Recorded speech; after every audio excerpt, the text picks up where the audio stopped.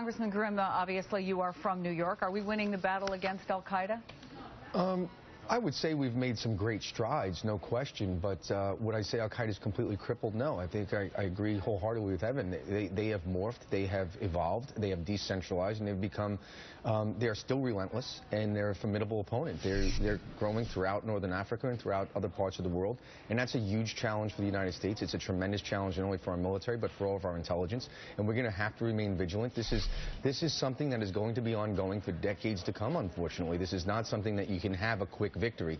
It's, as I said, they're a relentless enemy, and it's when you're against an opponent that has this visceral belief, especially when it's rooted in something like religion, there is no clear victory. You know, they are unfortunately breeding this hatred into the next generation, and that's going to continue to grow, and that's going to create challenges for, I think, a very long time to come. Yeah, and at a time when the president and members of Congress, you're all home on break, but you've been out and talking to your constituents, and obviously the economy is very important. Folks are talking about al-Qaeda, and they're talking about Russia. And I found it fascinating to learn that on the night before Edward Snowden was given asylum, you had dinner with the Russian ambassador to the United States. Did you have any clue that this was coming?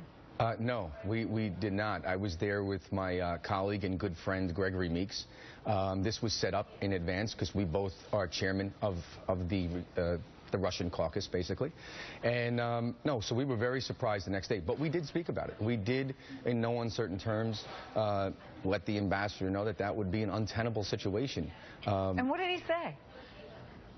He understood. I mean, he understands our position, and really what he focused on, and rightfully so, was that there's always going to be difficulties in a relationship. There's always going to be, you know, stumbling blocks, bumps in the road, but these are major hurdles. So we discussed Syria, obviously big issue for me and for the United States, and we discussed Snowden as really the roadblocks that would prevent a very, very important dialogue that needs to be had. And I think since the Cold War ended, we really haven't had enough of a dialogue. You know, presidents may have spoken, secretaries of state and so on, but legislators need to speak. Our Congress needs to speak to their Duma and so on. And that's really what we were trying to set up. Unfortunately, that's just set back now. Well, there's been a lot of talk about the reset button at the beginning of the Obama administration. And frankly, when Medvedev was president, there were things that happened. I mean, President Obama signed the New START treaty on nuclear weapons. We established a supply corridor for troops in Afghanistan. The U.S. helped Russia get into the World Trade Organization. Things were happening. Do you think as long as Vladimir Putin is president, there is a chance to move forward on incredibly important issues like Syria? Yes. Do I think that these are extremely difficult challenges to overcome? Absolutely. For me, this is, as I said, it's untenable. We have to get past this Snowden issue. President Putin has to reverse his decision on this. But we can move forward. Look, they have been good allies in many ways. You've mentioned Afghanistan. They also stood by us in the UN resolution against Iran. They stood by us with the UN resolution against North Korea. So there is definitely, you know, opportunities. And they are a good partner in the fight against terrorism. Listen, they are just as concerned about global terrorism and radical Islam as we are. So they are a good partner there, and I think that's why it's absolutely necessary. Also, keep in mind from an economic point of view, by 2020, most likely they'll be in the top 3 largest economies in the world. They trade now with the EU almost on par with our level of trade with the EU, but yet the trade between our two countries is dismal. So there's a lot of room. They have a massively growing middle class.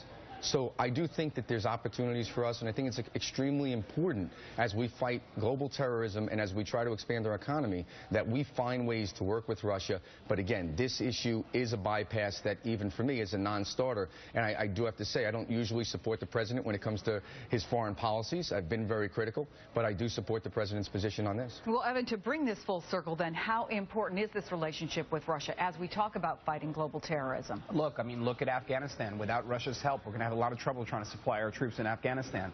Look at the Boston bombings. I mean, after the Boston bombings, it was critical for us to try to figure out whether or not there were any ties back to the Caucasus, to Chechnya and Dagestan.